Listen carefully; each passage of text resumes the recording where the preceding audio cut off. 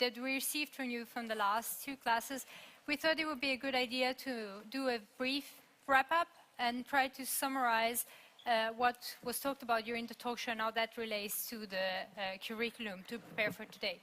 So in the case today, we actually saw many things that were in the curriculum. And we would like to ask you, could you see a link between what you studied and what our guests talked about? No one could see a link? Yes?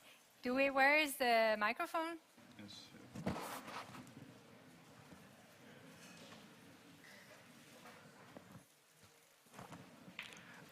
Yeah, it was because of like planning for the product by putting it in a business model to know how it can be like attractive, if it's attractive or not to the customers. And in the case for that management IT thing, you know, later on they could see that managers are not that much interested in it, like they're using it nothing but for achieving. And it's similar to the case that was today, that sometimes they could also reach perfect product, same in our case. Their IT programs was good. Yeah, but for them it was really good, but it wasn't attractive to the market. That's why it's really good, you know, when you just look to your new product or program or whatever it is, not only like from technical side to be perfect, because sometimes perfect is not good enough to be sold. Yes.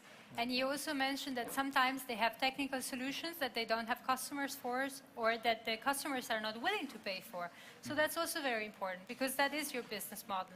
If you don't have people to sell your product with, then your product is not useful. And if you looked at the e-lecture, there is actually another reflection about this, because the e-lecture talk also about the business pattern and the spin-off business model, for example. One thing that you can use your business model canvas for is to identify the solution that you might have and you don't have the customer for, and you can spin it off so you can create a separate company that can still be attached, or that you can sell, or you can license the technology, so you can still make money out of something that you cannot make money off if you're using it inside.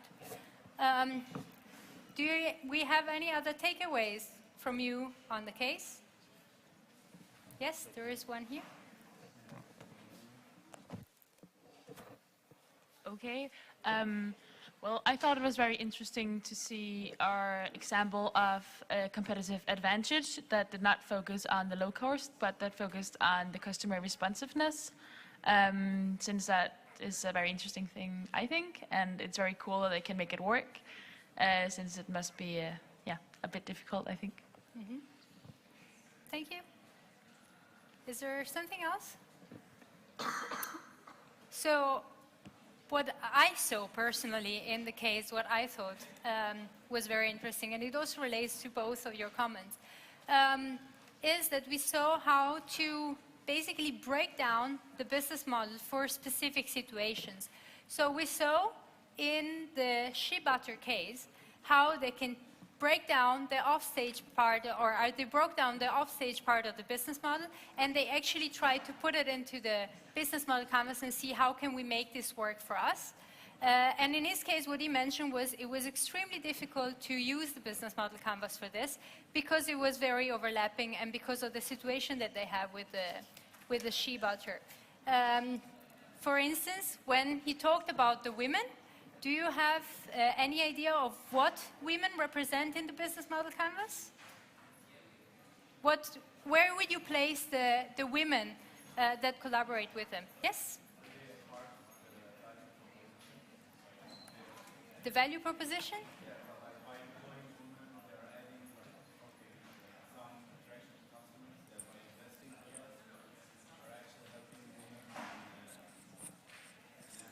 Yeah, so I repeat with the microphone since you didn't have one. So what you're saying is the women are part of the value proposition, because by advertising that they're helping these women, they are also adding value to the customer, right? Yeah, like, you know, some supermarkets that sometimes offer, okay, if you buy from us, like 5% of the revenue, it will go to charity. Yes. And this can be part actually of the value proposition.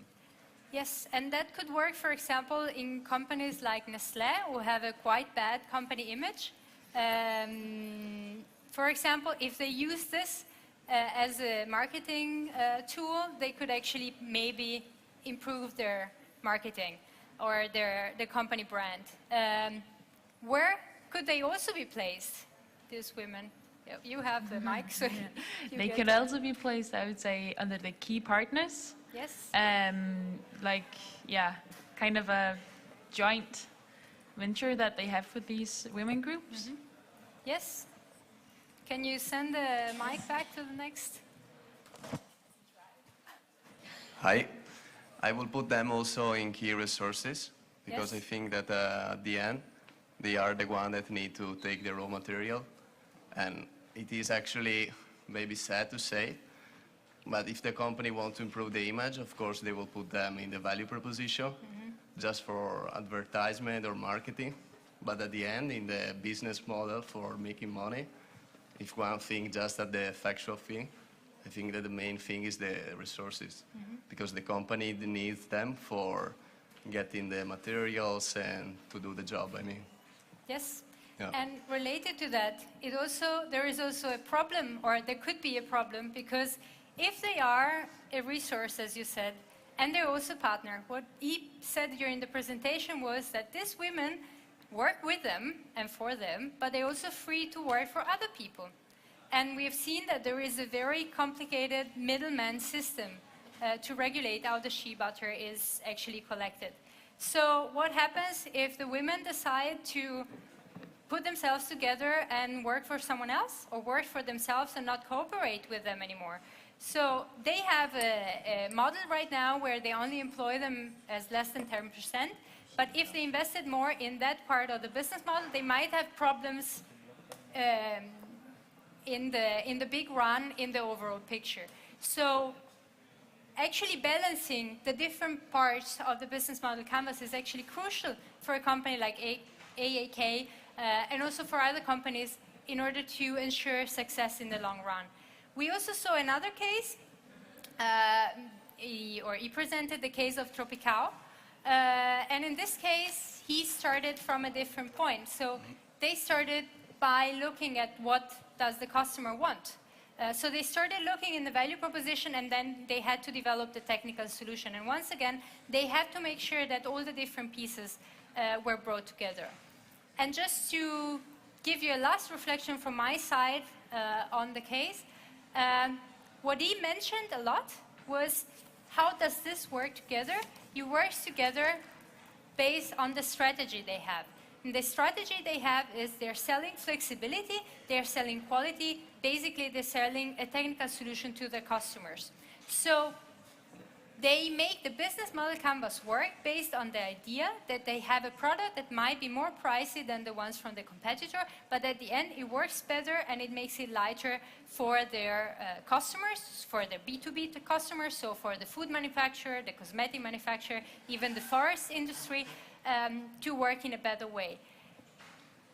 In addition, they have a strategy that is based on co-development, so they work a lot together with their partners. So again, we go back to the business model canvas. And that's something that is really important in their strategy, because bigger companies do not have the possibility to work together with their customers and to make sure that the solutions are really customized. What he also mentioned, and this is maybe interesting for you to remember next week when we will look into the STAR model, he also talked a lot about power, he talked a lot about processes, and he talked a lot about structure. So power and structure. He said that the way their strategy is implemented in practice is not by having specific processes, specifically when they go from a new idea, a new technical solution to the value proposition, but rather by having a flat structure and a lot of local power to their different offices and headquarters around the world. And this is very important, because the way their strategy works and the way they want to organize with co-development with the customers and the relationship they want to have with all their stakeholders, they need to have the right structure and the right process in place. He also talked about HR management, so he also talked about people and rewards. So as you can see, all the different pieces need to work together for the business model to work and for the organization to be successful. So this was my point of view. Christina, do you have something to add? No, I think you did very well. No, one thing you can say is that I was puzzled by that they provide a service that they don't get paid for, compared to the case that you're going to work with today in Soft Performance, where this is one of the reasons why it's not going well for the company, and that you will look into in the afternoon. How come that they could not make money out of providing a service and not getting any pay or payment? And how come AKK is in a different position where they can actually provide a service and still have a good business? Yes, so that was just a comment with regard to the case in the afternoon.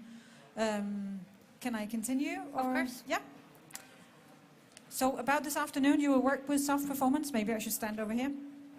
And there will also be, like last week, we've provided a new test for you in the chapters that you read for last week, so you can try out again, have you actually learned something, and what's the level of it. So that will also be provided for you in the afternoon with your TAs in your classes. Then, yes, so Soft Performance and the test in this afternoon. Then next week, there have been some changes, because the last talk show 4, our guest there is not able to join us for that session, but he will join us next week. So next week we will have 2 talk shows. We will send out a plan for you, so you will know when the first talk show is. So I think we would start at 9:30 already, but we will send out a plan, and we will still be done between 12:30 next week. So that's one thing. And the other thing is then, because now we're done with the Business Model Generation book by Osterwalder, so then that's done. But that means that you have to read a lot for next week, and knowing that that might not be the case, that you would have time for reading it all, 2 weeks in 1 week, we would really encourage you to watch the e-lectures that we have uploaded both on YouTube and also at the Prezi, the one that Julia has just shown you. It's very informative, and it gives you we have digested, you can say, the knowledge from the chapters, so it will be more accessible for you. So look at the lectures if you don't have the time to read it all, but otherwise it's, read as much as you can, and then we have the 2 talk shows, and then there will be a program for the 28th, but we will come back to you about that, so you won't miss that Wednesday. Yes, but for today it's Soft Performance and a test again from last week, the chapters there, and then next week we meet here, and we will have 2 talk shows, one with Implement Consulting Group and the other one with Novo Nordisk. Yeah? So the e-lectures are on the screens on the Prezi. So you can click on the screen and then click again, and then the YouTube video will start, hopefully. So that's the idea. And they're also on the YouTube channel. So I don't know why this is not working, but usually you press here and the video starts. So it should be very easy for you to access them by just using the link to the presentation. Otherwise, email us if it doesn't work. Then we will have a look at it.